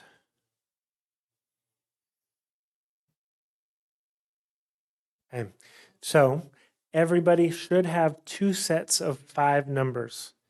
Is anybody missing a number? We're all good. Number 3. Okay. Insecure or arrogant. Somewhere around there, right? Either 1, 2, 3, 4, 5, 6, 7, 8, 9, or 10. Okay. Okay, we're all good? Okay. All right. What I want you to do is I want to take your 5 numbers and I want you to add them together and then find the average. Okay, so you're going to take your 5 numbers, add them together, and then you're going to divide by 5. Okay? Of your personal ones right now. Okay? Of your personal one. Okay? So add all 5 together, divide by 5, and you should have a number somewhere between 1 and 10. If your number is greater than 10, you did it wrong. Because it has to be between 1 and 10. Okay? All right? After you average your score together, then do the same for the person you are evaluating. So take their 5 numbers, add them together, divide by 5, and that'll give you some number between 1 and 10. Okay?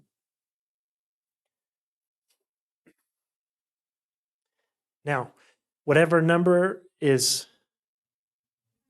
No, you're good. I'm just talking. Yeah, it's good. I'm just talking.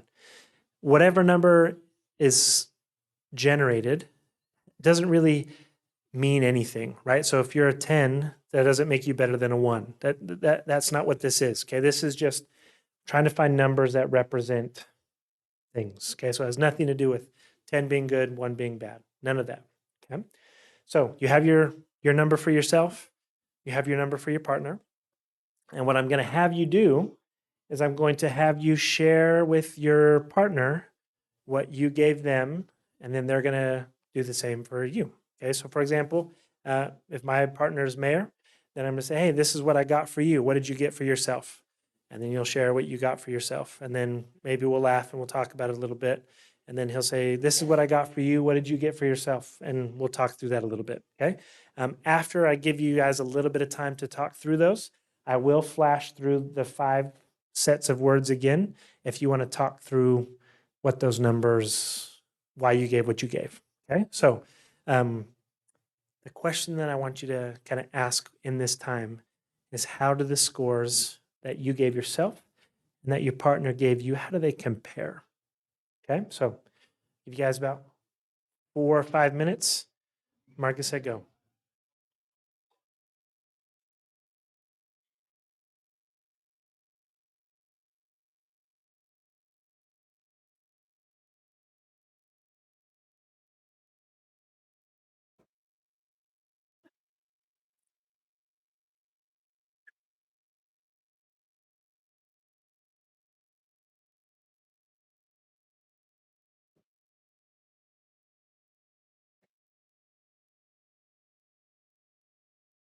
Yep.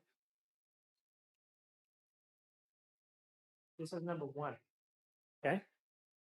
If you want to talk, I'll get to it. I'll go through each one. If you want to talk through the comparisons, this is comparison number 1 right here. Comparison number 1.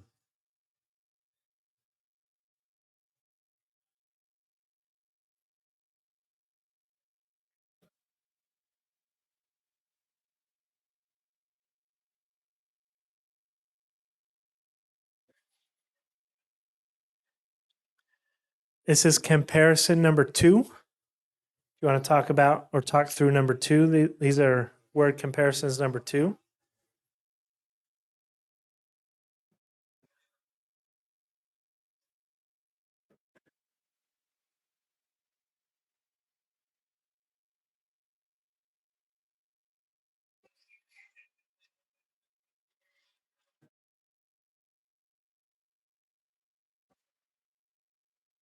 Okay, this one's number 3. Okay, this one's number 3.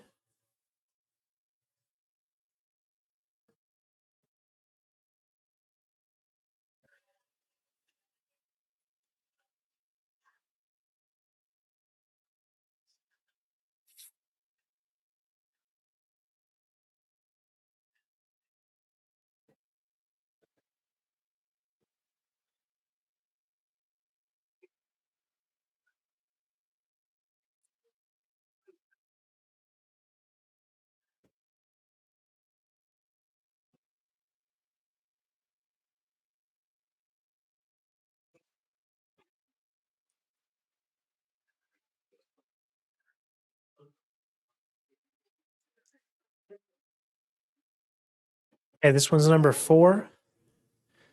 This one's number 4.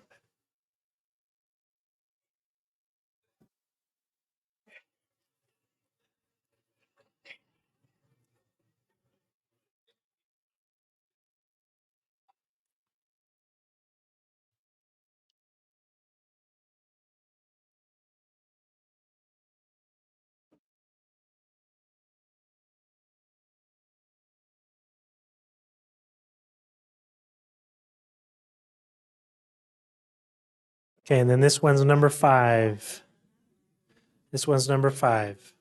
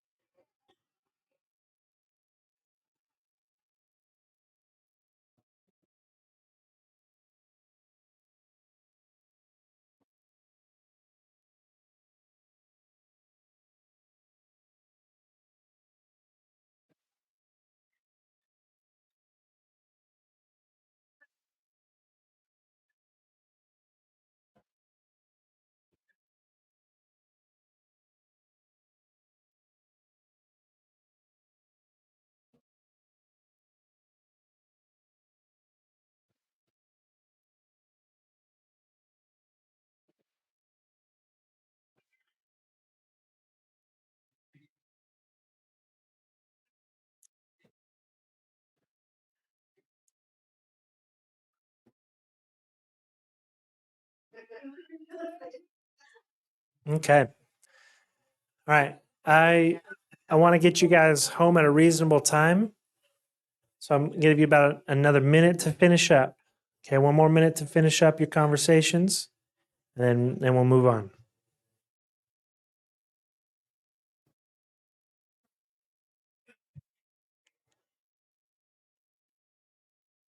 Skip.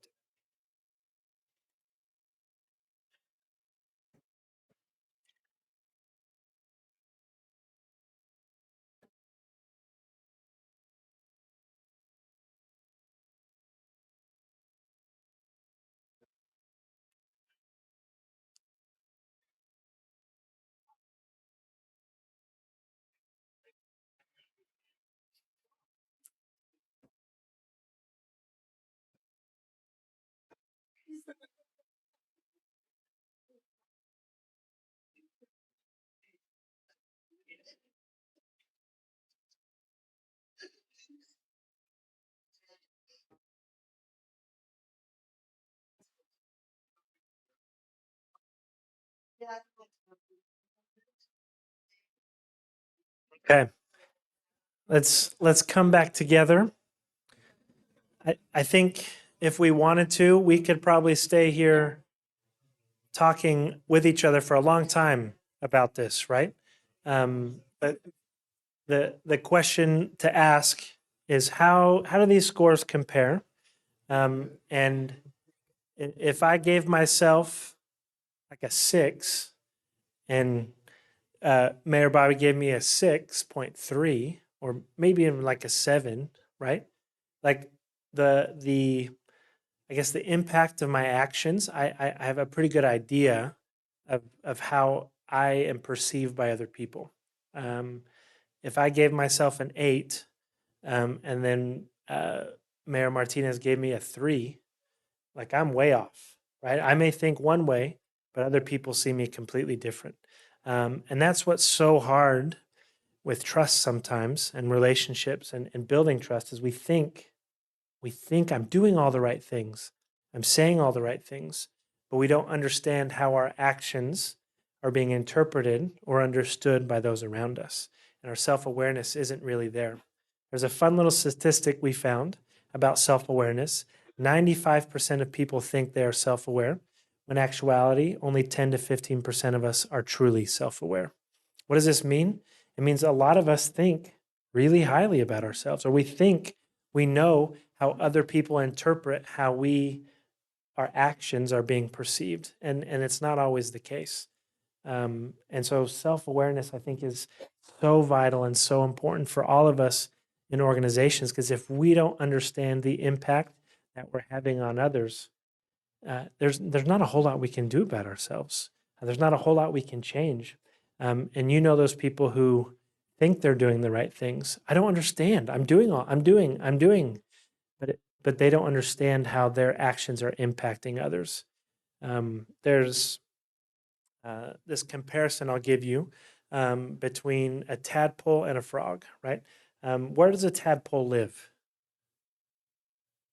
In water. Okay, does it know anything else? No, like from the time it's born and it becomes a thing, a tadpole, thank you, it lives in the water, right? And that's what it's used to. It's what it's comfortable in. So it goes about its day swimming around in the water, and in jumps a frog. We're going to assume these animals can talk, right? So the tadpole is going to say, "Where'd you come from?"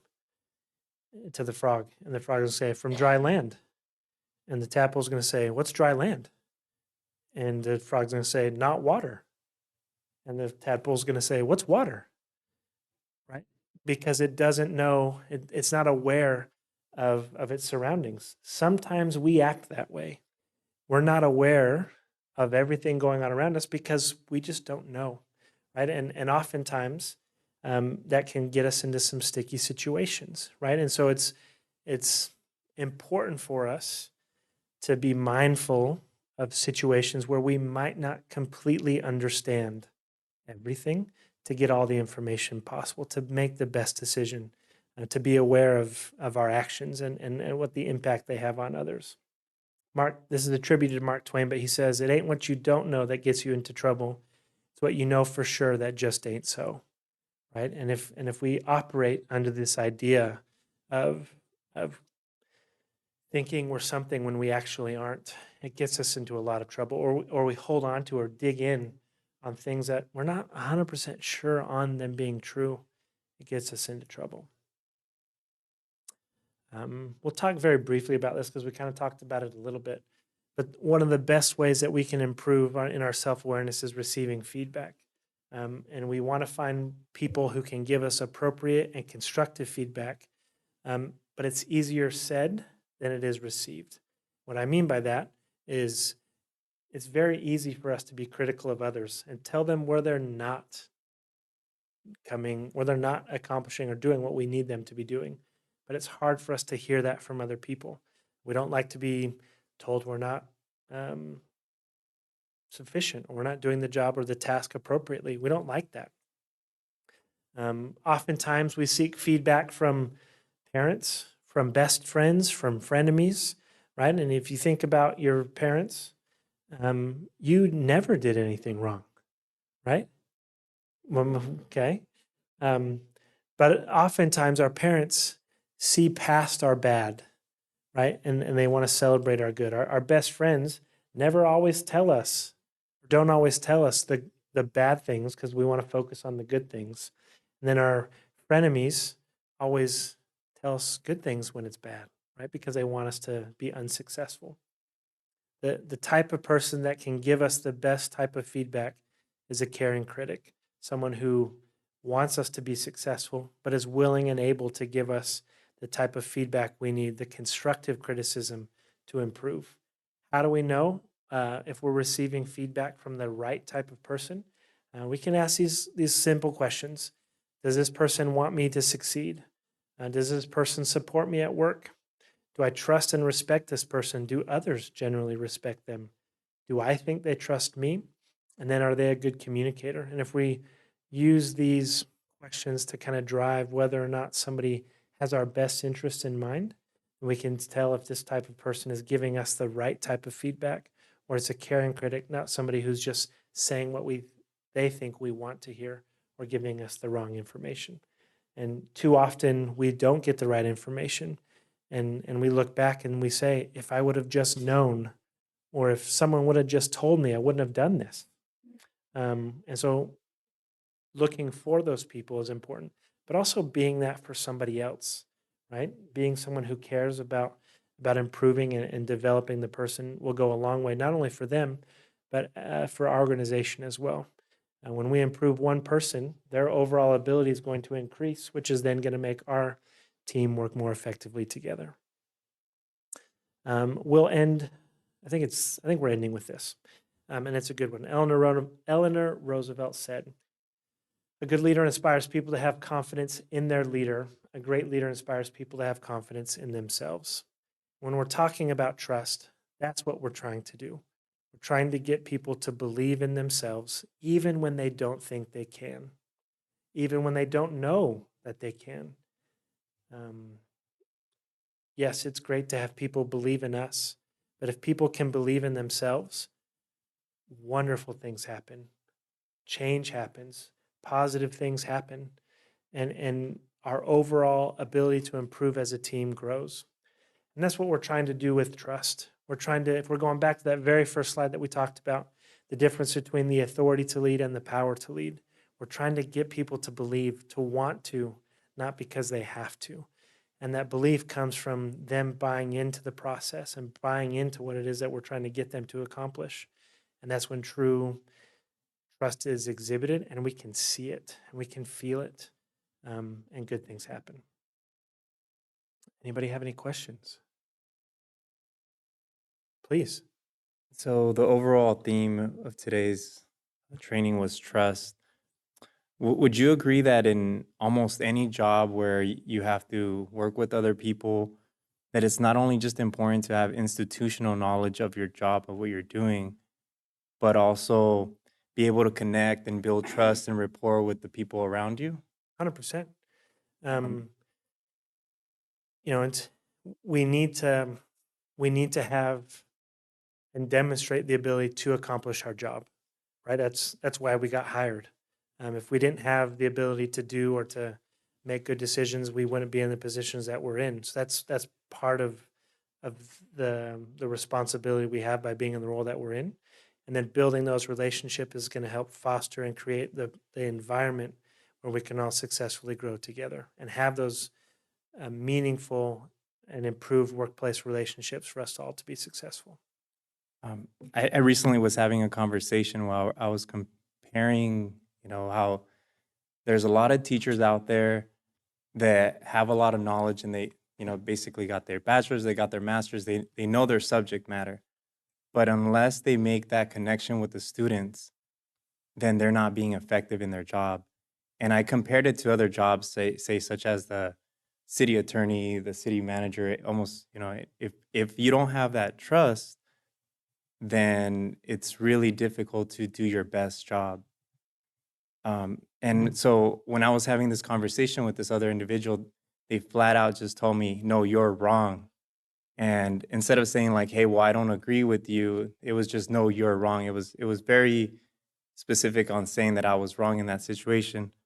What would you say to someone that doesn't see that opinion or this viewpoint? The viewpoint that trust is important. What I want to say is you're wrong, but we can't. We talked about paradigms a little bit ago, right? And when someone says a pretty direct statement like "you're wrong," it's because it's their viewpoint that I'm wrong, right? And They're- so, trying to help and understand that that's their way of doing things and understanding and viewing the world, and that's fine. And I don't know if I can necessarily change how they interact or how they feel, but I can encourage and talk about, yes, well, this is why it's important to me, and this is why I believe this is what it is. Can you understand where I'm coming from? Do you understand what I mean when I say this? And really trying to help them understand my perspective, because I can't tell them you're wrong. Because what did it do for you? Shut you down, turned you off with wanting to communicate, and it didn't enable communication to happen. So avoiding those paradigm projecting statements. My answer was that it was their opinion, but I really care about this other person, and I did my best to put myself in their shoes. And I know we're all different people, but still would like to get through that person so that maybe they can see another side, see the Perspective. light on the other side. Mhm. Yeah. And some people just aren't going to, right? And that's what's hard. But giving them space and time and an opportunity to understand is what we can do within our role. Mhm. Very good. Any other questions? Okay. All All right. That's all I got. Thank you, guys. Thank you for this presentation. I'd like to adjourn the meeting. The next regular meeting is scheduled for Monday, October 2nd, 2023 at 6:30 p.m. I'd like to adjourn the meeting. The time is now 5:09 p.m.